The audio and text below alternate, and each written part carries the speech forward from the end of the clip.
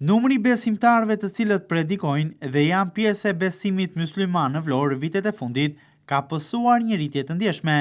Muftiu i Vlorës, Ardit Ozhllaku, tregon se në rritje është edhe numri të rinjve që bëhen pjesë e besimit. Ozhllaku thotë se në shtimin e numrit kryesisht të rinjve ka ndikuar tepër edhe digitalizimi, që ka bërë që të rinjtë të lexojnë rreth besimit edhe nëpërmjet rrjeteve sociale dhe më pas të gjejnë veten aty, duke u bërë pjesë e rritjeve fetare.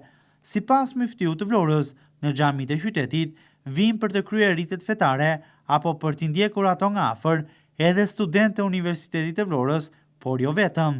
Numri të rinjve vjen në shtim. Vjen në shtim për arsye se tashmë të rinjt lexojnë, ndoshta jo nga libri klasik siç kemi lexuar dikur, por bota digjitale u ka ofruar mundësi për të lexuar më shumë dhe numri i tyre po vjen në rritje.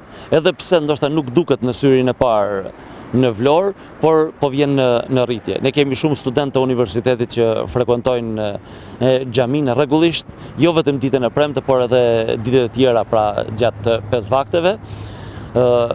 Numri i besimtarëve nuk mund të jap një numër të saktë për arsye se lëvizja është e shpejtë, ka lëvizje nga Vlora diku tjetër apo nga diku tjetër në Vlorë, pra kjo numër vjen duke lëvizur, është në lëvizje gjithmonë, pra nuk mund të japim një numër të saktë, por që është në rritje, kjo është e sigurt. Por pse vinë të rinj dhe bëhen pjesë e besimit mysliman?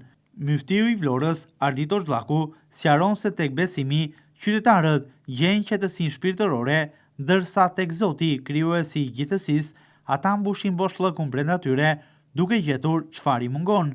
Ozhllaku thotë se besimi është faktori kryesor për të dhënë forcë për të krijuar një jetë larg veseve, veçanërisht tek të rinjt. Sepse boshllëku i shpirtit të njeriut ka nevojë për një mbështetje. Dhe mbështetja më e madhe është tek krijuesi i gjithësisë. Kur keni parasysh fëmin kur është i vogël dhe thot babai im është më i forti në botë, sepse aty e ka mbështetjen, aty e ka forcën e tij. Mirë, po kur rritet dhe bëhet vetë prind, duhet të gjejë diçka më të fortë se veten e tij. Dhe më e fortë se vetja e tij është krijuesi i gjithësisë.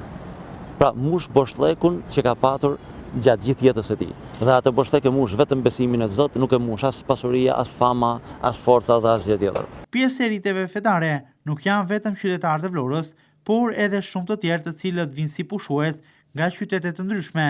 Nuk mungojnë sigurisht as të huajt që janë pjesë edhe e faljeve dhe rritjeve të ndryshme fetare.